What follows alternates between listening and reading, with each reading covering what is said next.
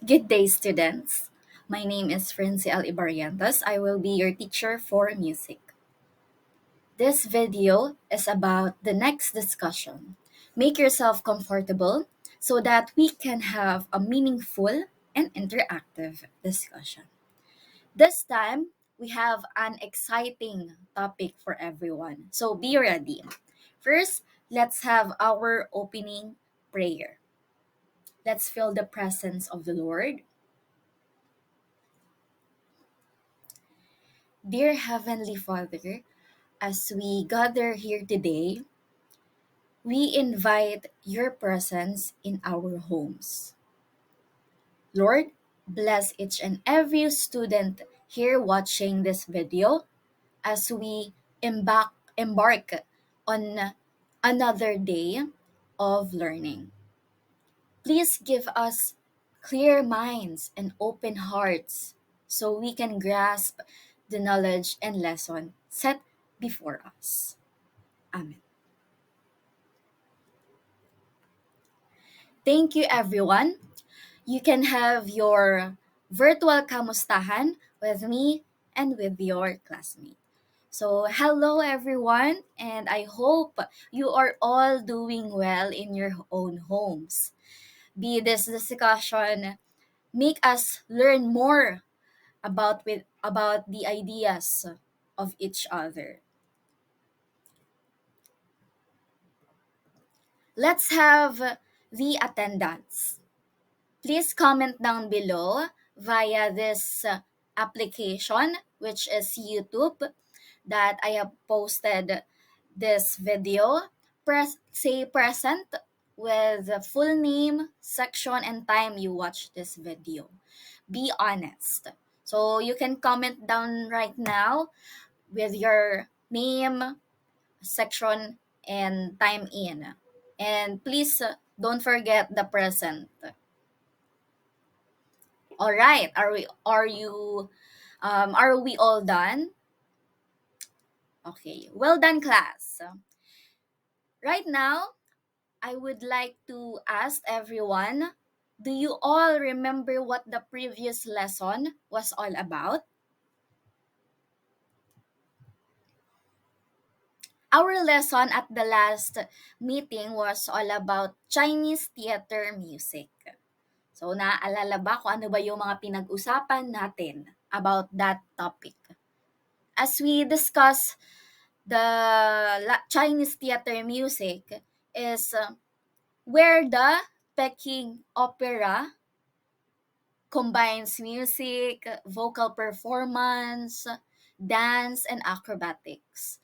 So, did you remember, class, what century did the Peking opera arise? It is late 18th century that was fully developed and recognized by the mid 19th century. Ayan. Chinese theater music is where Peking opera was popular, that has been attributed to the simplicity of the form with only a few voices and singing patterns. This allowed anyone to sing the arias themselves. How about the music in Chinese theater music? The melodies played by the accompaniment mainly fall into three broad categories that such patterns provide context to the music in ways similar to the fixed tune melodies. Today, our lesson will be another theater music. All right. Please let us read the objectives together. At the end of the 1 hour interactive discussion, at least 85% of the students are expected to letter A, acquire how the elements of Asian theater music in Indonesia work. Now class, you have an idea of what kind of music theater we will talk about later. Next, letter B, present present neatly the specific performance of Asian theater music by reporting what information they have talked about in a collaborative activity.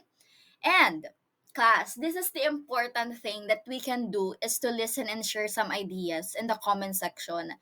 Especially we are in an online setup. So the only way that we can have the discussion well is to have your ideas stated in the comment section through the YouTube application. So this is the way we can have collaborative activity together later on about the topic. Last objective. Connect their impressions and insights to imitate the performance assigned to the group. So later on, we will have a group activity that will be a 1 week duration. So don't worry, class. We I will give you time to do the activities. Right.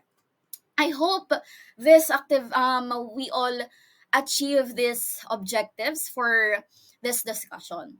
This is the flow of the session for us to have an idea about the ways of the proceedings of the session so that we can have a smooth all right smooth of flow smooth flow for the topic. Number one, introduction, so that we can loosen up, right, so that um uh, we can have the introduction of the topic, and with with the activity. All right, so we can have an icebreaker activity para naman malaman nyo yung mga dapat talagang malaman muna para hindi kayo mabigla. Yan. Number two, discussion. This where we can have the proper discussion na. Number three, practice ay interactive activity. So this what I am talking about na you can have your ideas and you can share it to the class. And next is practice and performance. So this is the group activity and turn and reflect, where we can reflect from the discussion. And lastly, the summary and assessment. So that's it. That's all for the flow of the session so that you can familiarize of the sequence in our discussion for today. Right now, we will have the introduction. So we will have an icebreaker. So who wants to have a game first? Para naman, 'di ba? Hindi tayo kabahan, hindi tayo pabigla-bigla for the information na matatanggap nyo later on. Okay, we will play the scavenger hunt. So there's a new one for you all of you guys, because what is the scavenger hunt? This is the way that we can find words na hindi familiar sa atin, and then para naman is makapag-introduce tayo ng new words, and then we can understand it for para naman sapat for enough vocabulary so that we can understand what we will talk about later on. So are you ready, class? I can't hear you. Are you ready, class? So the instruction of the game is as follow. Lesson class. I will present a group of words, and then we will find words starting with any letter to find. All right? So this group of words, it is generated from the word cloud generator. So it is like a cloud but full of words. All right? So that we can find the words, and then after that we will define the word. Understood? Did we all understand the procedures? Now let's start. This is the word group of words. This is the word cloud. So class, let's start. Try finding the word starting with the letter P. Ayan, ang laki ng letter P na yan. What is the word starting with letter P? Ayan, may nahanap na ba, class? You can comment down below. And don't forget your full name and the section. Ayan, I found the word puppet master. Ayan, akala nyo yung pinakamalaki dyan, di ba? So, puppet master, saan ba yung puppet master na yan? Ayan, nasa taas ng Indonesia. Right, class? So, I will define the word puppet master. It is a person who entertains with or operates puppets. Ayan. So, that is the puppet master who operates or manipulates the puppets. Did we all understand what is the puppet master? In addition, class, it can be called puppeteer. Yan. Let's continue, class. Try finding the word starting with the letter W. Ayan. Letter W. Asan ba ang letter W dyan? Ayan, may nahanap na ako. I hope you find it well, the word starting with the letter W. I found the word white screen. Ayan, parang yun lang din ang yung W, right? Ayan, white screen. So I will define what is the white screen. It is a tool that can be used in a stage play or presentation using projector. Ayan ba yung mga ginagamit for us to have a clear presentation for the using the projector. And that is the meaning of white screen. Another round. We can find the word. Where can we find the word? Ayan. Find a word starting with the letter I. Letter I. Letter I. Asa na ba ang letter I? Parang marami naman ang letter I, right? Ayan, sige. So, I found the word Indonesia. Ayan, ang napakalaking Indonesia naman yan. Indonesia. So, it is a country in Southeast Asia. Specifically, Southeast Asia. It is near the Philippines, here in our country. It is known for its fantastic landscapes. Ayan. So, well done, everyone. I hope we all had fun and learn, especially the words that are connected with our discussion. Let's proceed now to our discussion, which is the Indonesian Theater. Ayan. So, this is an exciting part. There are many kinds of theater music in Asia, but we will focus on the Indonesian theater. What comes into your mind when you hear Indonesia? Ayan. So you have a minute or you can have the comment section and you can comment what do you think about Indonesian theater. Comment down below. All right. So when I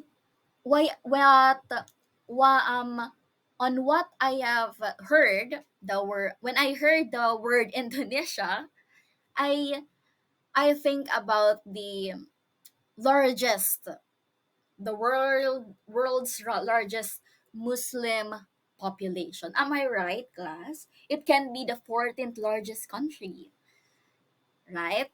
So in Southeast Asia, Indonesia has the biggest economy, and Indonesia, best known for its volcanoes, beaches, and jungles. And this island country boasts astonishing beauty. So yun naman yung para sa akin ang Indonesia. So now let us take a moment to discuss the definition of theater arts. From what we discussed in the last meeting, this is the field of theater encompasses not only live improvised and scripted work, but also dramatic forms such as film, television, and other electronic media.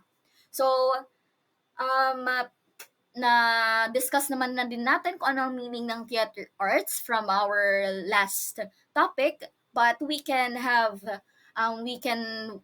will talk about it again so that we can um, we can we can discuss theater arts how in happen in Indonesia.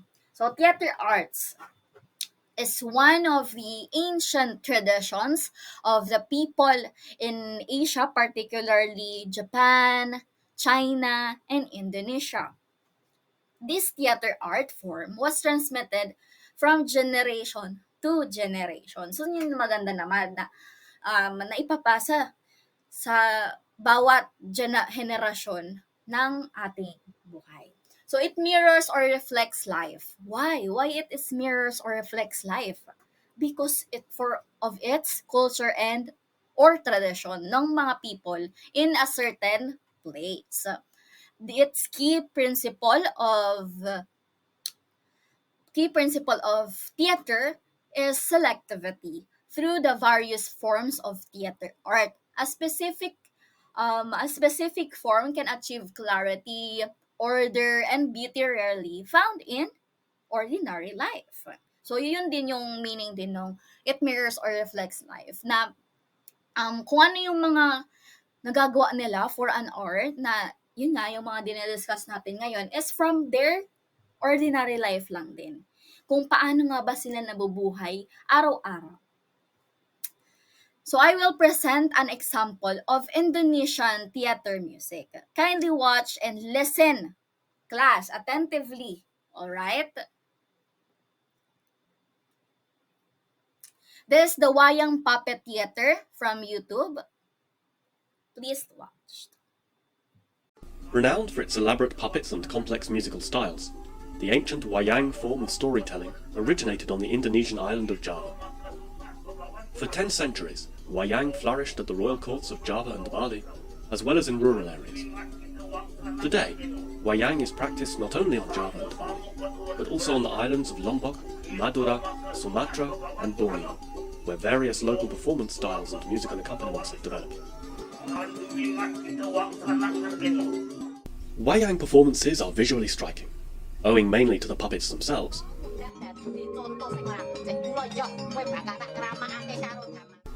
Although these carefully handcrafted objects vary considerably in size, shape and style, two principal types prevail. The three-dimensional wooden puppet, Wayang Kulit or Golek, and the flat leather shadow puppet, Wayang Kulit, projected in front of a screen lit from behind. Both types are characterized by stylized costumes and facial features, and articulated body parts.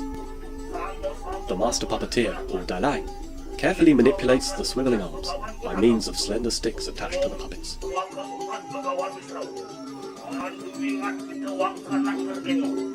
In the past, puppeteers were regarded as cultivated literary experts who transmitted philosophical, moral and aesthetic values through their art. The words and actions of comic characters representing the common man have provided an acceptable vehicle for criticizing sensitive social and political issues, and it is believed that this special role may have contributed to Wayang's survival over the centuries. Wayang stories borrow characters from indigenous myths and ancient Indian epics, while heroes from famous Persian tales feature prominently in the distinctive narrative styles developed in Java and Lombok. Spectators of all ages are passionate about the performance.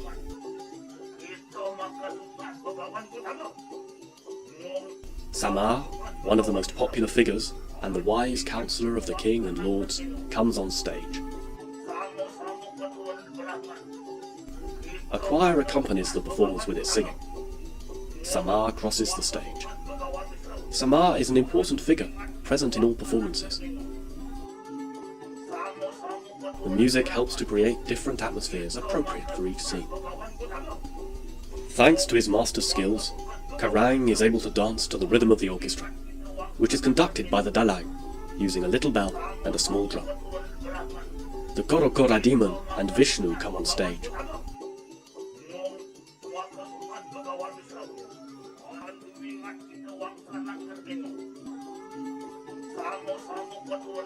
Ramawiyaya gets ready to shoot the magic arrow. The spectators are enthralled.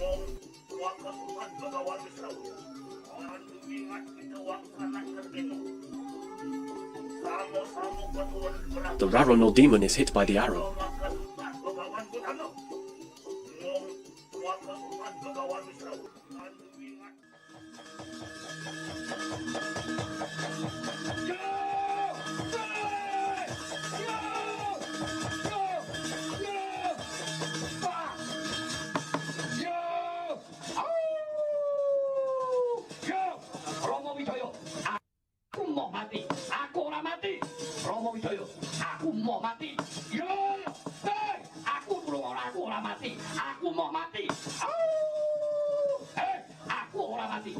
Suradira jayaningrat lebur dening pangastunti. Rama Wijaya, aku mau mati. Aku ora mati. Aku ora mati. Suradira jayaningrat lebur dening pangastunti. Aku mau mati. Aku mau mati. Surasudira jayaning kamangrat sobrastora tekaping darmastuti. Aku mau mati.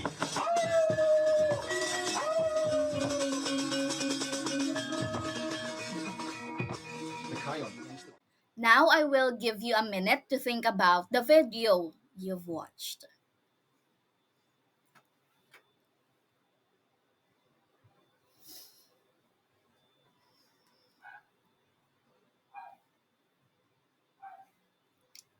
What do you think about the video presented earlier? Is it loud or is it too bright? Please comment below with your full name and section. Let's be clear in this recitation. All right, class. You can start with the sentence na. I think about the video about the Wayang Puppet Theater is continue. For me, it is how the Indonesian theater works. So, there's an example para naman mas ma-visualize nyo talaga kung paano nga ba napo-perform ng Indonesian yung puppet theater na yan. So, Indonesian work na we will talk about is puppet. Yan. Para mas maintindihan nyo. And on how they hold the puppet, diba? Yun yung pinakita doon sa video. And having the timing and the music and story. So, hindi lang story yung pinapakita ng puppet, also the music. Let us now define the shadow puppet theater and Wayang Kulit.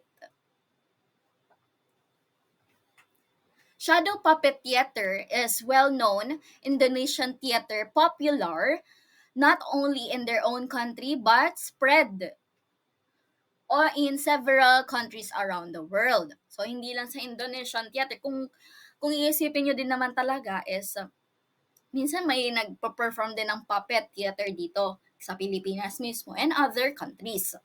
Wayang Kulit in Central Java is one of the oldest continuous tradition of storytelling in the world, which includes the use of puppet materials and background musical accompaniment to make it interesting to the audience. So, yun yung maganda naman, hindi lang storytelling yung ginagawa sa shadow puppet theater, but also meron tayong musical na accompaniment doon. Shadow puppet theater is popular, 'di ba? Na yung puppets nila ay projected by the old lamp and modern on a white screen. So dito, 'di ba sa video is may white screen and then meron silang ginagamit na old lamp para magkaroon ng shadow yung puppet. Next is the definition of Wayang Kulit. So, ano nga ba ang Wayang Kulit since it is new for us? diba? Wayang is an Indonesian and Malay word for theater that means shadow. So yun pala ang meaning ng wayang, shadow. Kulit means skin and refers to the leather construction of the peppers that are carefully cut into a very fine tool and supported with carefully shaped buffalo horns handles and control rods. So, the wayang kulit means shadow and kulit means skin. So, yun naman yung mga material. Isa parang yung kulit, yun yung ginagamit na materials for the puppet. And later on, I will show you an example of a puppet for wayang kulit. Another feature of wayang kulit is it casts shadow. Yun nga, shadow. Wayang kulit shadow puppets prevalent in Java and Bali in Indonesia. And Kelantan and Terengganu in Malaysia. Hindi lang pala sa Indonesia, meron din sa Malaysia. And are without a doubt the best known of Indonesian wayang. Indonesian wayang. Bakit hindi sinabing Indonesian wayang kulit? Because another idea class, there are many kinds of wayang. So later on we will find it out.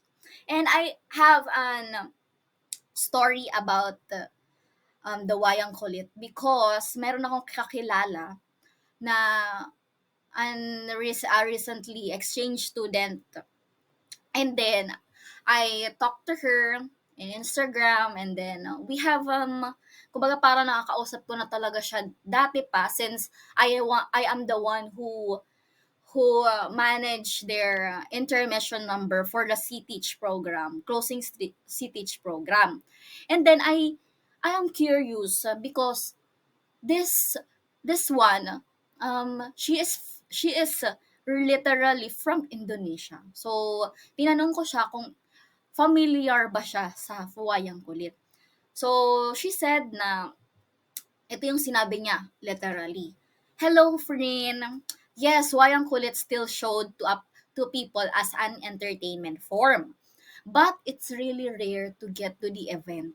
So ngayon na taon na to, 2023 is rare na siya ngayon.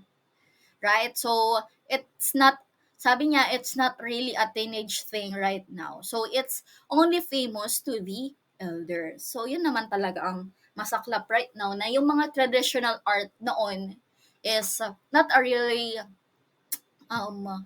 not a teenage thing right now in today's generation. Continuing, personally, she haven't experienced to watch Wayang Kulit live, but she watched it quite a lot since some of of her family are Javanese, which is where Wayang Kulit originally from. So she has relatives from Java since where the Wayang Kulit originally from, and I guess she is watch it quite a lot from her relatives where they are talking about it, and then baka may pinakita sa kanyang mga example of puppet, or baka nagpa-practice sila for that, 'di ba? And baka pinapakita sa kanila lalo na kung meron silang family gatherings. So, another idea class, another term of Javanese for the wayang is bayang. Bayang means shadow or imagination, also connotes spirit. So, yan, another idea na naman class. So, performance of the shadow puppet are accompanied with gamelan. So, yan yung tinatawag gamelan na parang group of instruments. Diba? Parang orchestra. Pero gamelan ang tawag in Indonesia. In gamelan in Java specifically. And by gender wayang in Bali. So let's read.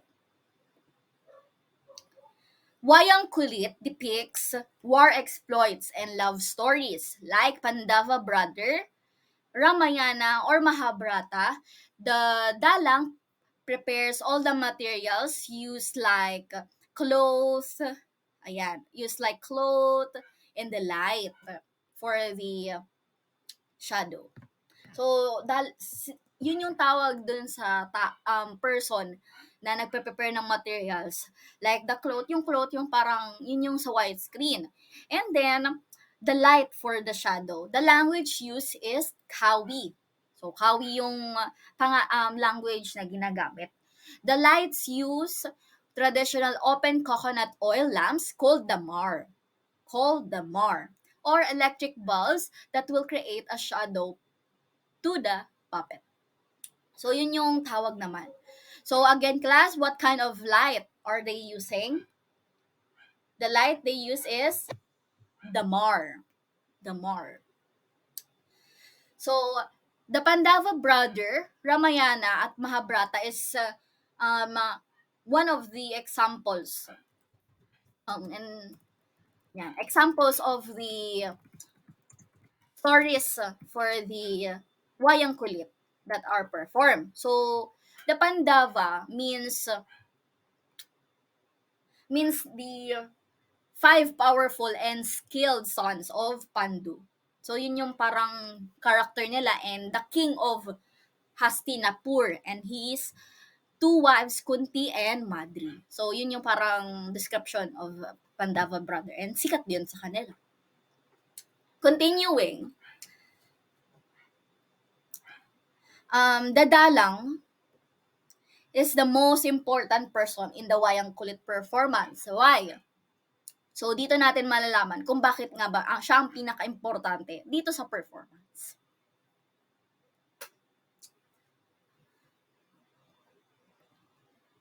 The puppeteer is called dadalang. He manipulates the puppets, sings, and taps out signals at the back of the kilir. So, what is kilir? Kilir is the white screen. Yan yung cloth na ginagamit for the shadow puppet theater. He also speaks the parts of all the characters. So, yun yung makakasagot dun sa tanong na dadalang is the most important person for this performance. Kasi siya yung nagko-control. Bakit hindi yung audience? Bakit hindi yung ang accompaniment na ginagamit? Because if there's no dalang, there will be no performance. Am I right, class? Dalang is source of recreation, humor, and popular philosophy. Essential communication between the artist and the audience. So, second, the cast consists of heroes and evil enemies. The puppet on the right side signifies the good character, and on the left side is the bad. So, dun pala sa right side, yun pala yung mga heroes. Right? Sa left side naman, yun naman yung mga evil enemies. So, yun pala yung parang choreography nung puppet theater na sa Wayang Kulit. So, the open space naman between them, about 2 meters wide, represent the stage. Lastly, Wayang Kulit was performed in the royal court and widely performed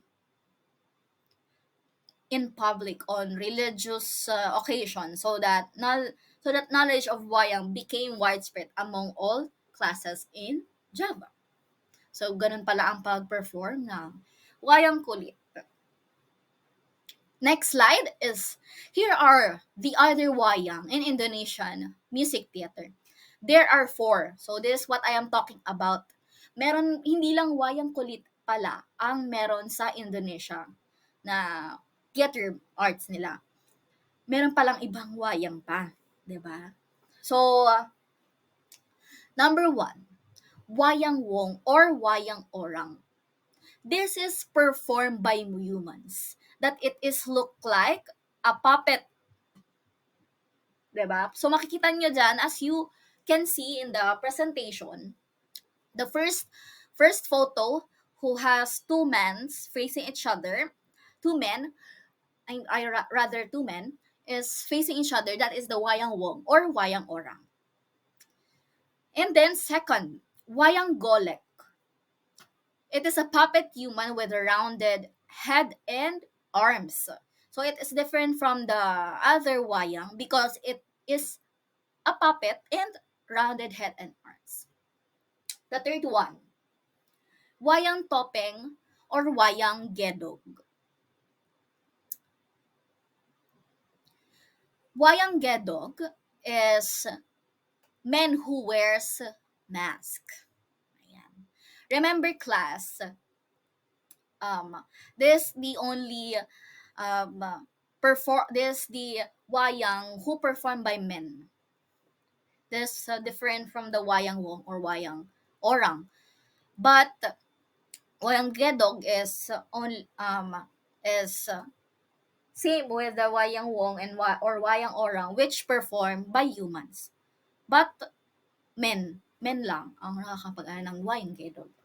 Lastly, the Wayang Klitik. Wayang Klitik is a wooden doll or paper doll that is made for only display, and it is usually flat. Yan. So if you can imagine, the paper dolls is parang ganun ang itsura niya. And this four wayangs are all different from Wayang Kulit. So class, did you all understand what we are talking about? Yan. I hope hindi naman ako masyadong mabilis and nagiging nyo pa rin yung knowledge. Let's proceed. Often, single instrument accompanies the singer. So, sino nga ba? Yung singer, which is the dalang. Never more than 3 or 4, the major dramatic function of gamelan music is to accompany stage action. Entrances, exits, and fight scenes are executed in time of 2 gamelan music. So, yun yung maganda doon. Hindi lang nagsa-storytelling ang puppet theater, which meron pang ginagamit for a background music, which is the gamelan. Ayan. So, let's read the vocal and instrumental features. The gamelan ensemble is composed mainly of bronze percussion instruments, augmented by the other percussion instruments, strings, and flutes. So, this is a full Javanese gamelan ensemble. It consists of these instruments. Number 1, saron. Saron is a xylophone of heavy bronze bars. Second, gender. It is a bronze xylophone with resonance chambers beneath. Next, bona. Set of bronze bowls. Gong and kimpul. It is a hanging gongs. Kenong and ketuk. Single inverted bronze bowl. Gambang. It is wooden xylophone. Rebab. 2-stringed fiddle. Suling. It is a flute. Kendang. Horizontal drum beat with the fingers on both ends. And the last one is jelempung, a zither of 13 double strings. So that is the instruments para naman matawag siyang gamelan. Remember class, gamelan is like an orchestra. Alright? And here are the examples of a setup of a gamelan. Ayan. So, yan yung itsura ng background. Kumbaga, ang gamelan is located at the backstage. class. Ayan, backstage siya ano. And then, yan, yung clear, widescreen. Meron din tayong parang modern na sigurong light ang ginagamit nila dito. And then, the puppets. Maraming puppets ang ano. And then, for the right side, yun yung the heroes, for the good characters, and the left side, located the bad characters, which is the evil enemies. And then, yan, marami tayong um, mga mga instrument. Ayan, hanging gongs, which is the gong and kempul. 'Di ba? And then, yung set of bronze bowls, which is the bonang. 'Di ba? Ang maraming mga ano. And then, the xylophone, which is the saron. Right? So, yan yung gamelan. And here is the under picture example. Ayan. Meron tayong mga, ano rin pala, may mga drums for the percussion, and the right, ayan, hanging gongs, and then the xylophone, and then the bronze bowls. And next, the preponderance of bronze instruments gives gamelan music a bright, lingering sound ranging from the slow, majestic melodies of the Javanese gamelan to the clangorous vibrancy of Balinese gamelan. So, ang music ng gamelan is maganda siya for, yan nga, entrances, exits, and the fighting scenes of the story na in-execute for the shadow puppet theater. And then, iba siya sa mga modern instruments. And then, meron siyang, kumbaga parang naiiba yung vibes na kapag narinig mo yun. Right? Fiddle and flute add a delicate counterpoint to a four-square pattern of percussive melody. It depicts rhythm. Ayan, yan yung four na dinidepicts ng gamelan. Rhythm, melody, timba, and tempo. Class, in addition pala, to the setting the mood or atmosphere of a play, music has two major dramatic function in the theater. Number one, it accompanies the singing or chanting, and number two is accompanies stage actions including dance. Ayan. Kasi meron din dun, yun nga, dance, lalo na mga fighting scenes. Right? The importance of each function varies from area to area and from theater form to theater form. Now, if you have any questions, please don't hesitate to reach out. Alright, class? Let's now have the interactive activity. Ayan. So, this the please all read the instruction. This will be submitted after this video. And you have only limited time to finish it out. Okay?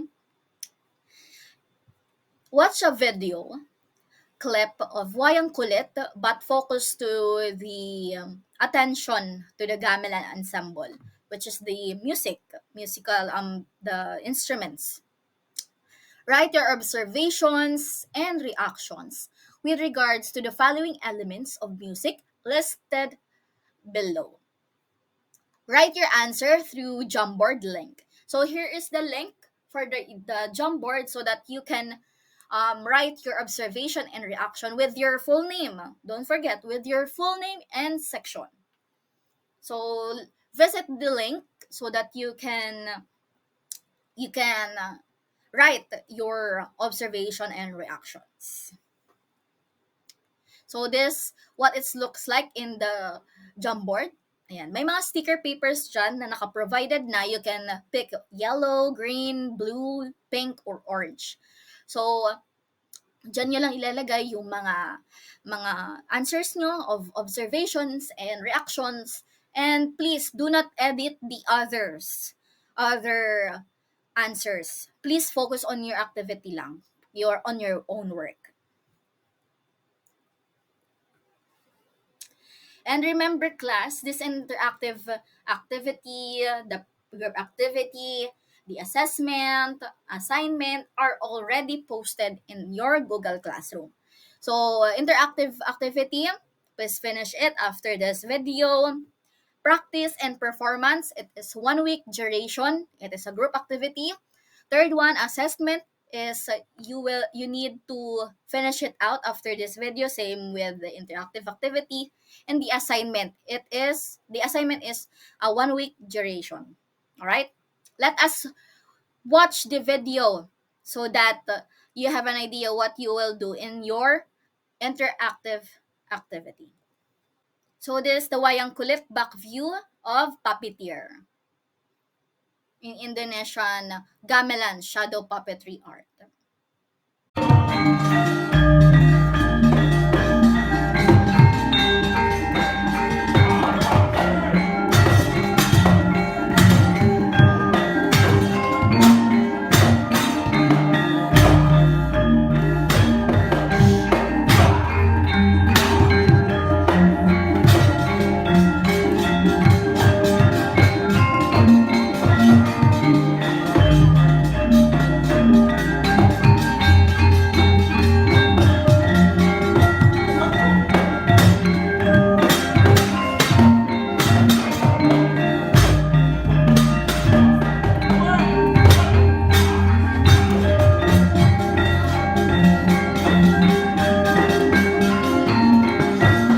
That will be all for the interactive activity. But, class, there's more.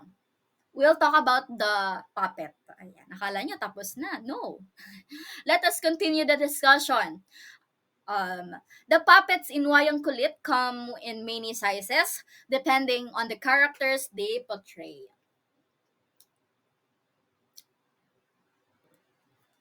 It is intricate and built with metals, leather, or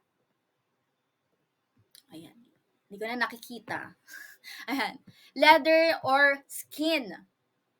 Puppets typically measure at least 71 centimeter long and are at most 30.5 centimeter wide. A complete shadow theater has between 160 and 200 puppets categorized into deities, warriors, ogres, hermits, monkeys, soldiers, princesses, weapons, animals, and mountains. So marami ang ginagamit for the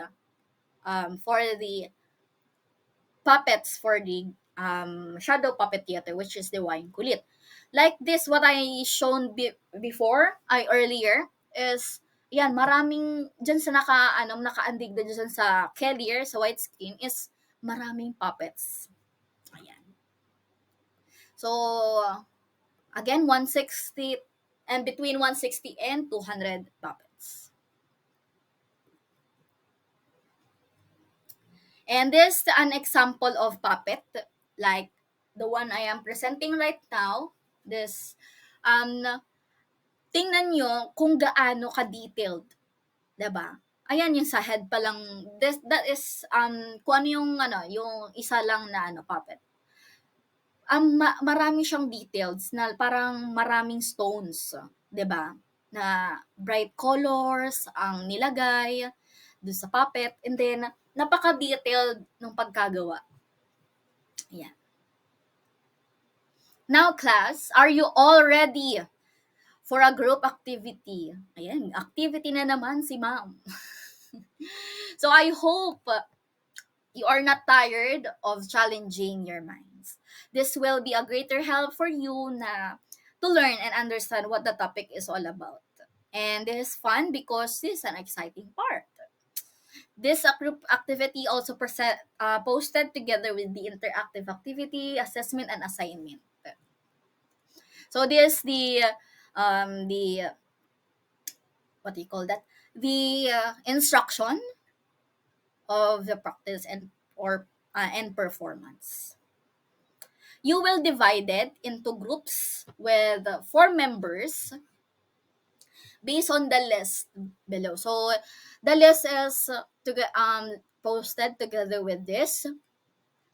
We have the required materials such as spoon and fork, tambourine, cauldron, cover or lid, and glass soda bottle. So by using these common materials gathered, each group will shoot a video of themselves as a rhythmic accompaniment to a Wayang Kulit presentation following the written patterns given. So you can edit, whoever wants to edit on your group of the video that is using the common materials. So common materials is pwede naman kahit ano as long as parang katunog ng mga ng mga provided na mga materials na sinabi ko dito, such as the spoon and fork, tambourine, color and cover or lid, and glass soda bottle. So this is the pattern that you will use for the practice and performance. Remember class, there's 1 week duration, so you have an enough time para makapag-practice pa, and then also makapag-shoot pa. And then meron pang time yung mag-edit. And please lang class, sana lahat is gumalaw para naman is makapag ano. And remember guys, 4 members naman kayo in a group. So lahat talaga kayo tutugtog. And then tulong-tulong na lang for your editing of the video. Para naman, 'di ba? And then para siyang ano, kunwari, yan, spoon and fork, and then tambourine, cauldron, glass soda bottles. And then pag-edit niyan is dapat sabay-sabay. Accompaniment nga, 'di ba? So ang pagtugtog parang yung sa gamelan. Yung parang pinakita ko kanina. So remember this, the performance rubric that it is a guide for me to score you, to grade you on your performance. I hope everyone learned a lot from this activity and discussion. Let's now wrapping up. Ayan, activity na naman sila. Don't worry, this is an easy one. Ayan. This time, we will talk about what you think or learn in today's discussion. Then you will write your reflection on our private comment via Google Classroom. This is the instruction for everyone. Number 1, talk to yourself about the activities and discussion today. Close your eyes and think about it. You have 5 minutes. And lastly, have your fingers with you and type a word or phrase that sticks into your mind and explain it why it reminds you the most. With your full name and section, use the private comment to submit. So yan ang example, private comment. Do not use the public comment, the comment for your classwork. Use the private comment para ako lang yung makakita nung reflection nyo.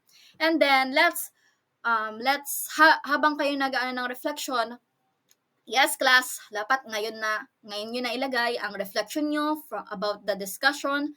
And then, habang kayo ng reflection is, let's watch this video, a documentary video about the Wayang Kulit.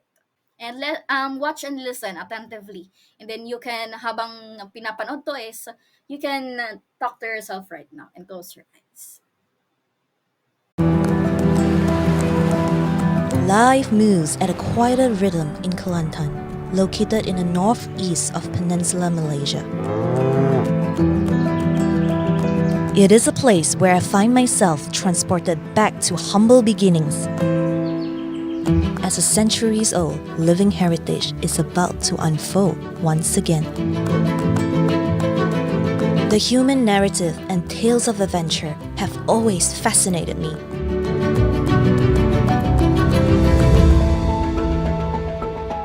Wayang Kulit is a traditional art form involving puppet shadow play. The puppets are handmade from buffalo skin or cowhide and featured exquisite intricate designs in bright colors. The master puppeteer, locally known as Kto12, performs behind a backlit cotton screen, accompanied by gamelan and spoken commentary in the local dialect. When the musicians strike their first note, the puppeteer brings the performance to life, unfolding another chapter in the internal battle between good and evil. For me, photography has always been a tool for change, with its ability to capture the present and preserve the past. In my journey to seek keepers of traditional art forms and cultural practices, I aim to capture stories that could be forgotten as we charge towards the future. I hope my photographs will be able to influence future generations by inspiring renewed interest in this unique art form.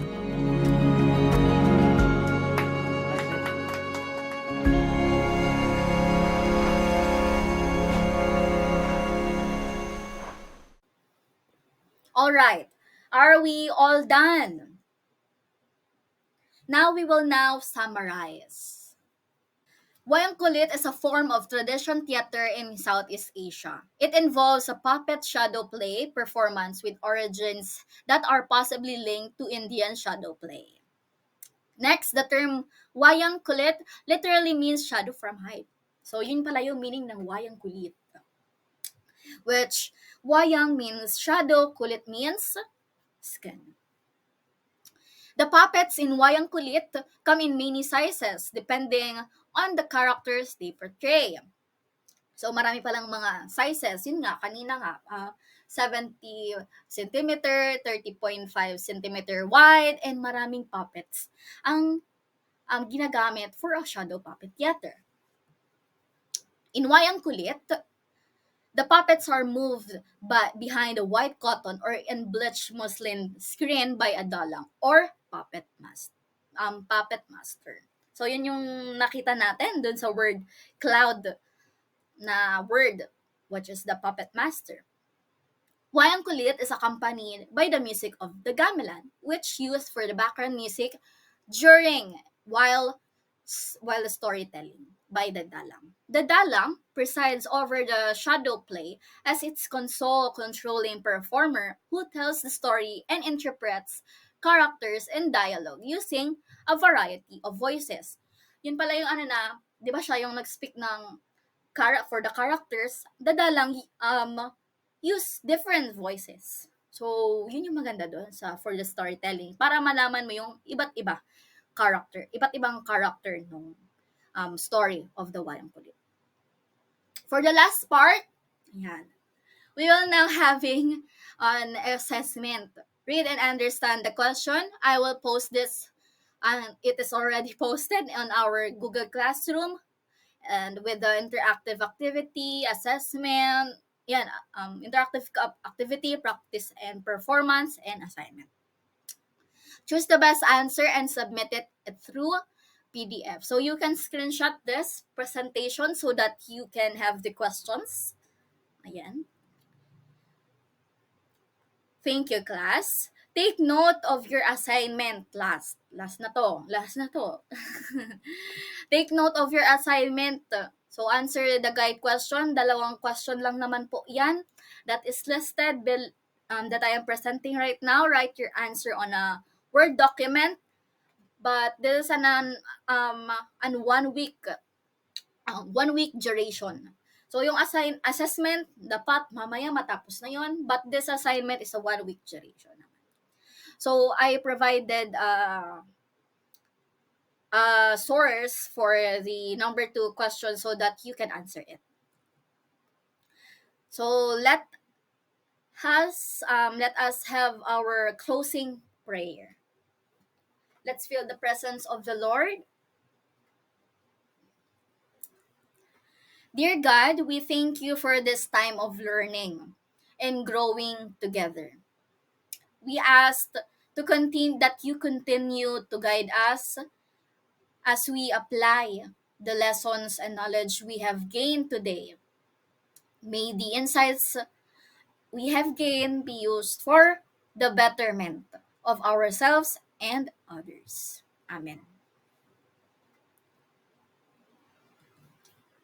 Thank you for listening, class. Don't hesitate to ask any questions, and I hope you learn and understand what is the Indonesian theater was all about.